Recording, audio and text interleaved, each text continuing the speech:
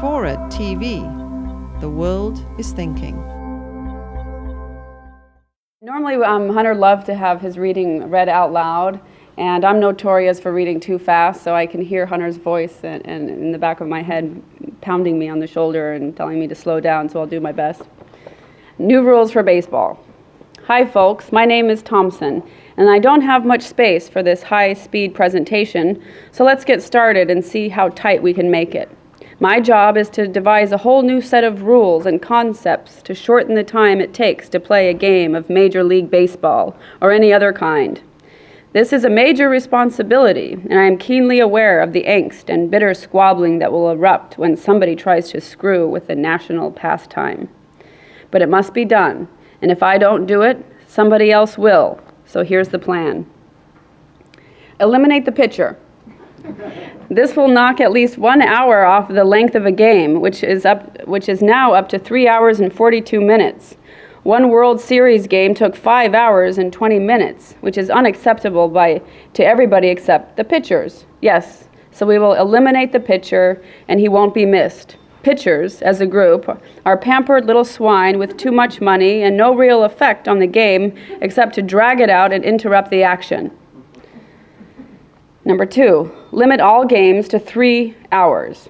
Like football and basketball and hockey, the baseball game will end at a fixed time. The score at that moment will be final, based on an accumulation of total bases gained in 3 hours.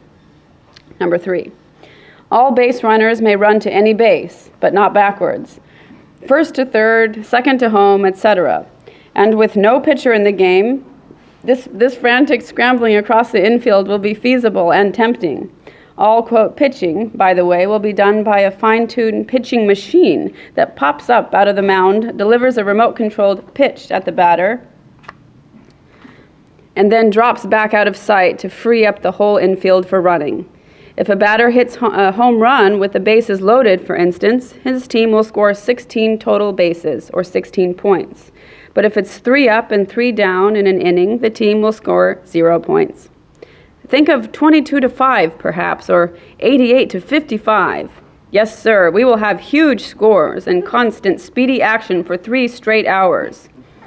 The heroes of the game will be the catchers, not the pitchers. The catcher will dominate the game and be the highest paid player.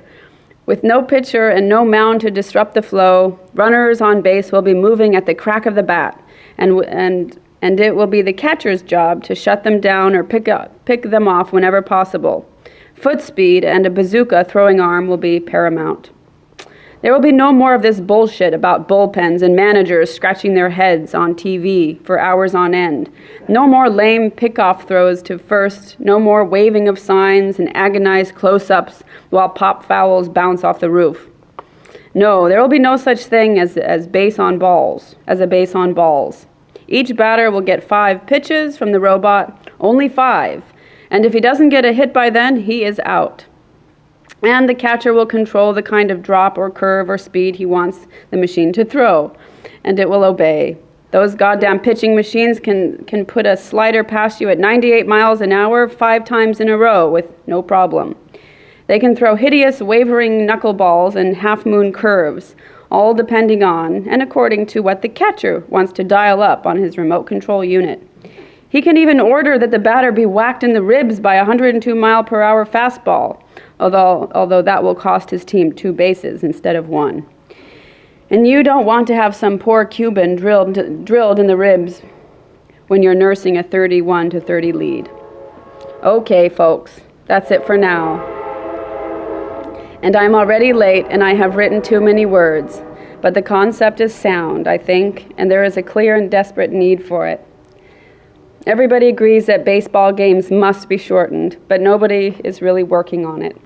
And meanwhile, the games get longer and longer. The good old meat in the seats argument won't work after midnight when the seats are mainly empty, and TV networks get nasty when they start having to refund money to advertisers when the ratings sink lower and lower. Pro wrestling and golf are bigger draws than baseball games. I have not been to a live baseball game in 20 years, and I hope I never see another one. Not even the new rules would drag me back to the ballpark. But I am a doctor of wisdom, a professional man, and some of my friends in the business have asked me to have a look at this problem, which I have, and this is my solution, for good or ill. Next spring, ESPN will put my theories to the test by sponsoring a series of new rules baseball games in New York, Chicago, Omaha, and Seattle, among others. Tickets will be sold and big-time sports talent will be employed. The success or failure of these games will determine the fate of baseball in America. Purists will bitch and whine, but so what? Purists will always bitch and whine. That is their function. Res ipsa loquitur. November 6, 2000. Yeah.